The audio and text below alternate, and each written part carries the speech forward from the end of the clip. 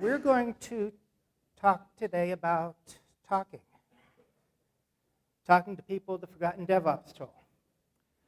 I have the obligatory I love me slide here, and I work for Dynatrace. And thank you, James, for that, wherever you disappeared to for that. Yeah, thank you. Dynatrace is the largest APM monitoring and alerting company in the world. And I'll slip you the envelope after we're done here, James. And we have a table back there at the entrance so that you can find out more about Dynatrace. So last year, an MIT researcher by the name of Sherry Turkle released a book called Reclaiming Conversation. Have any of you ever heard of that book? Well, one of the quotes in that book says, conversation, it died in 2009. Well, we hope not. But what we really hope is that we manage to regain some aspects of the conversation to help improve our DevOps processes. And this isn't even a new problem. This is a relatively old problem. I have a cartoon here from Punch magazine in 1906, making a forecast in 1907, and you see that we have a couple of people who are sitting pretty much next to each other, but they're ignoring each other. They have these antennas coming out of their hats, and what they're doing is they're paying attention to the feed that they're getting through the ether on their boxes, on their laps, rather than paying attention to each other. So the loss of conversation is not a new thing. In fact, it's been forecast for quite some time. And I'd like to look at the reasons why this is happening and what we can do about it. So the obligatory agenda slide, we're going to talk about some stuff. So why have we adopted DevOps to begin with? Well, it's because of these things. They're grain silos, of course, they're silos. How did we, and I grew up in the era, I cut my professional teeth in the era of the waterfall model of software development, where we had development, test, production, maintenance. And what did you do if you had a problem in development in this kind of environment? You would toss it over the wall to the next group in the chain. So what we're trying to do with DevOps is we're trying to get rid of that. We're trying to juxtapose some skills together so that we get some interactions that make us, as a group, more than the sum of our individual parts. So what do we do today rather than communicate? I have a quote from an article at the end, in my references at the end.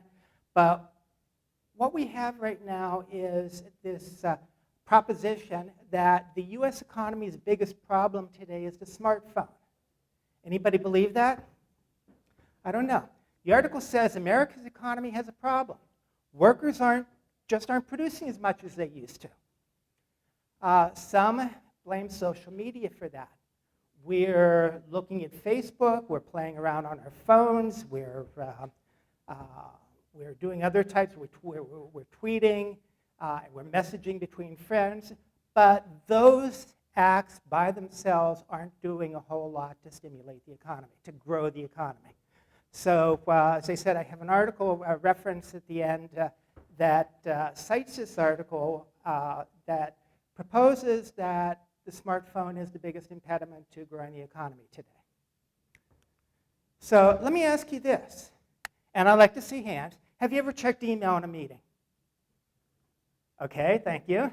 Have you ever updated Facebook for a quick break or in a meeting or anything like that? I have not, because I'm the second of those 14 people in the world that don't have a Facebook account. Have you ever just pulled out your phone and started playing maybe a game, maybe checking your email, maybe doing whatever because you were bored? Or have you ever been texting somebody and just stopped texting because you said, I'm getting uncomfortable with this conversation. I know I've done that. So I have a kind of a real-life example here. We have a typical meeting. You may recognize some of the characters involved here. So we have one of the people around the table daydreaming, somebody else writing a speech, somebody checking email, somebody that's probably me is sleeping, somebody's reading Facebook, and there's one guy, former President Obama, who actually happens to be paying attention to what's going on. That looks like a fairly typical meeting. So we talk more than ever. We seem to be talking all the time. We're texting, we're writing emails, we're updating Facebook, we're informing our friends, we're sending out tweets, and yet even emojis, but we seem to be saying less than ever. And we don't seem to be communicating all that effectively through some of these mediums. So, and in particular, I'd like to draw your attention to the last one there. What social media, what texting, what IMing, what Skyping, what emails enable us to do is to script our conversations. We have no spontaneity. We have no give and take. What we do is, how many of you, let me ask you this, how many of you have ever written an email where you wrote something down and said, no, that's not how I want to say it, and went back and erased part of it and wrote it over again? Today. So what the lack of face-to-face communication is providing for us is it's providing us for the ability to script our conversation. Now, I have to ask a question at this point. I have to call BS. Why do we do this? Why do we feel the need to script our conversation and, in general, have less interaction, less spontaneous interaction? So I think it's all about control. We're juggling more tasks than ever. So let me see another wave of hands here. For those of you who are juggling 5 or more projects or activities at any one time in your workday. Most of you, once again, I actually had a gentleman, I gave this talk last fall, and a similar talk last fall, and I had a gentleman who's waving in the back of the room and saying, no, how about 10? So we're doing more things, and as a result, we kind of feel that we're out of control. We don't have any control as to how we use our time. We're not focused on any one thing. We are skipping from project to project to project to task to task to task. And in doing so, well, first of all, we all like to say how well we do at multitasking. How many of you think you are good multitaskers? I do. I think I'm a good multitasker. But in fact, it takes us as much as half an hour when we leave one task and try to pick up another. It takes us at least half an hour to get up to speed on that particular task. And as a result, I think that many of us might feel our lives are spiraling out of control. And one of the things that we do have control over is how we communicate with people, how we talk to people. We try to make it, rather than spontaneous, rather than instantaneous, we try to make it predictable because face-to-face communication is stressful. Because we have to actually listen to what they're saying, and we have to immediately, within a second or two, come up with a semi-intelligent response. So that's stressful, and one of the things that we can do to reduce that stress is we can take control of our conversations. The way that we take control of our conversations is to not be face-to-face. We can choose on social media, on Facebook, by tweeting, I know that, okay, let me also ask you this. How many of you have been ignoring at least one particular email for the last day? I have.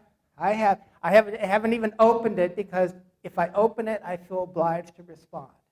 And so I'm trying to bring control over my life by saying, well, if I don't open it, I clearly haven't received it.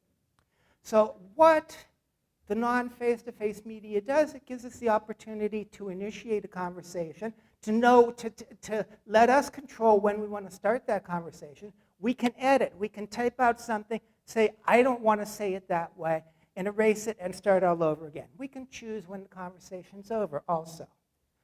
So why do we do this? Well, who is this? Does anybody recognize this gentleman? Boris! Yes, Boris. And what was the movie? This is from James Bond's GoldenEye, and this is at the very end of the movie. And what is Boris? I actually have a link to this, to the clip on YouTube, but the internet here is unreliable, so I didn't want to take the chance of playing it. What is Boris shouting in this scene? I am invincible! Well, no, we are not invincible. I gave a similar talk last fall in which I used this slide, and there happened to be a fellow in the front row who was, in fact, wearing a Superman t-shirt. I think he felt picked on at that point. So we're not invincible, but we do want to bring some control to our lives. In particular, to bring control in our lives, we're shying away from spontaneity. We're shying away from having to interact with somebody immediately. And more so, we want to be the person we would like to be, not necessarily the person that you are. I know that there are times when I look back and say, why was I such an ass last night? Any of you ever say that to yourselves? I have. I have. And this means bringing that under control means not showing our true selves. Means that we want to be somebody other than what we are, even if it's hiding who we truly are. Okay, so what are our excuses for doing this? I don't have the time for face-to-face conversation. I'm not good at face-to-face. I stress at encounters. I need my white. Have you ever heard the term white space? Have you heard the term white space? I need my white space. I'm more productive online. We fool ourselves in so many ways. Or I need a record of that conversation. I once worked in an office. Well, I've worked in a couple of offices. One office where the 3 engineers sat in a row, in cubicles, in a row, and they never actually got up to talk to each other. I mean, you see them days at a time, that come in, that sit at their cubicles, that start working, and they never talk to each other. Yet they were working on the same project, at times the same code. How did they communicate? Texting each other. They Skyped back and forth even though they were 10, 12 feet apart. And that was it. I've also worked in an office, and you may have seen this also. A lot of, I'll say fewer companies probably have individual offices for engineers, individual offices for professionals and things like that. How about the guy or girl, how about the person who always keeps their light out, whether or not they're in their office? So when they go into work, the light's always out. And so you walk past this dark office with the door closed, and you wonder, is this person even here? I've seen that a few times myself. So why do we want to talk at all? Well, have any of you ever heard of the 7% rule? The 7% rule says 7% of the information exchanged is verbal. Where do we get the rest of our information? Through nonverbal means. 55%, and you can look this up. You can Google this. You can Wikipedia it, and you'll see that research was done to show approximately 55% of our interpersonal communications is nonverbal, it's body language, and the tone of voice. And you lose that. You lose that, you lose conveying the vast majority of your message when you're not face-to-face. So what do we lose through our devices? I think we lose some level of spontaneity. Whenever we communicate through our devices, we use some level of spontaneity. We lose a flow of random ideas. We find that when we get people together in some way, shape, or form, and they start exchanging ideas, we get intersections, especially within DevOps, where we're bringing together different skill sets. So you come up with new ideas, you come up with new and unique solutions to problems through the face-to-face interaction with people with different skill sets and experiences. So you get, as I said, you get unexpected solutions. You discover unexpected problems that you may have. And most important, and I think this is vitally important, you get practice. And I'd like to dwell on that for just a moment. I grew up as your prototypical nerd, and I had very, very poor communication skills. Through college, as a professional adult, my communication skills were most certainly below average. So what did I do? I became a college teacher.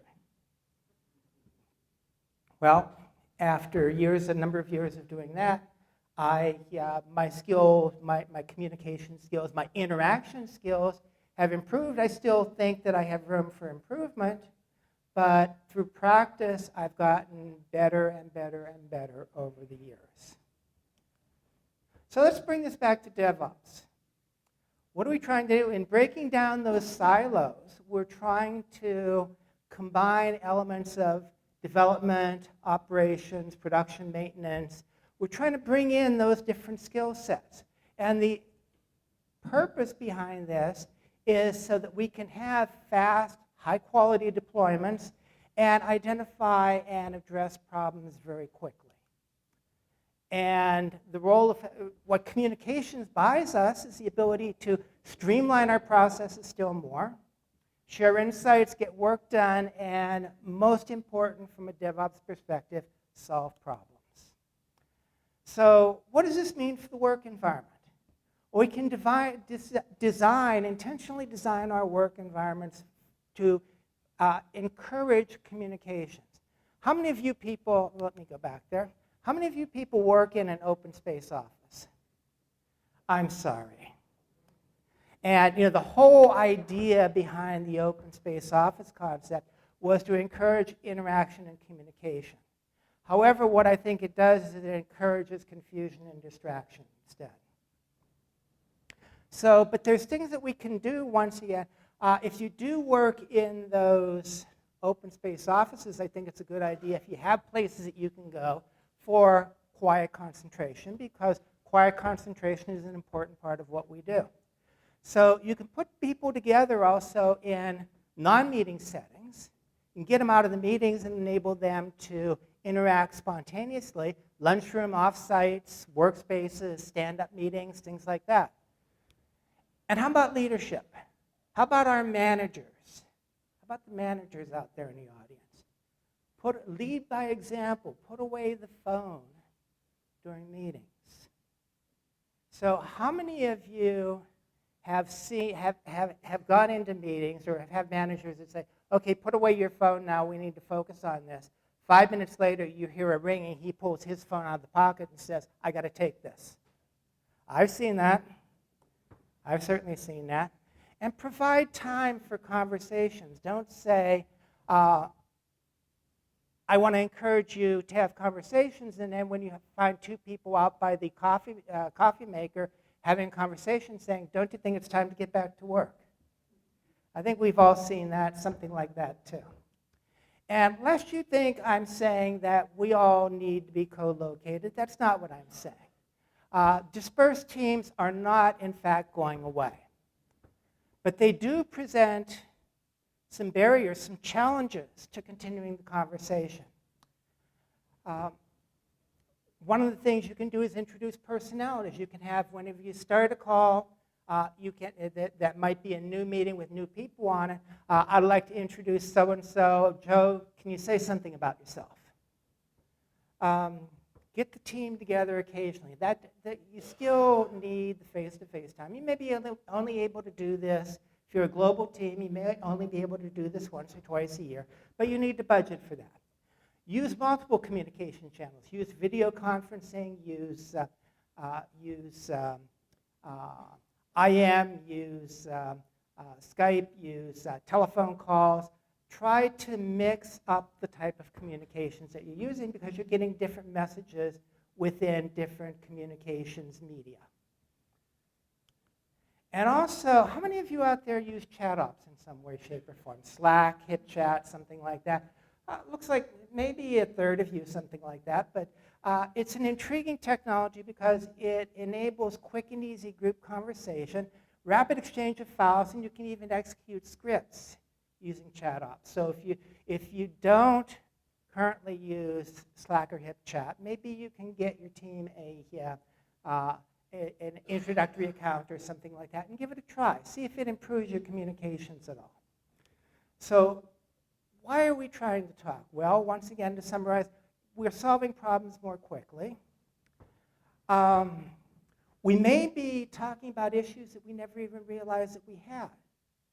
Did you know that the server is spiking every morning at 1 a.m.? And you might maybe you didn't even know that. If you aren't reading the logs, maybe you wouldn't know that. Face-to-face is a better way of establishing trust, and I think trust is one of the keys to an effective DevOps operation. And last, you're getting practice. Now, this next slide I actually did not include in the deck that I submitted. I just added this one this past weekend because I came across it. Does anybody know where this line comes from? Yes? Yes, this is from the Agile Manifesto. Individuals and interactions over processes and tools. So I think that what's that saying there is that we all know in DevOps, if you don't get your tool chain right, you're not going to get continuous integration and you're not going to get continuous delivery. So the tools, the processes and tools are in fact important. What's more important is our ability to interact with one another. So I have some references here. Reclaiming Conversation, The Power of Talk in the Digital Age. Also the Medici Effect by Hans Johansson, and I also referenced that article that I found concerning the role of the smartphone in our economy. And I do have some time here for questions if you're interested. Anybody? It's lunchtime.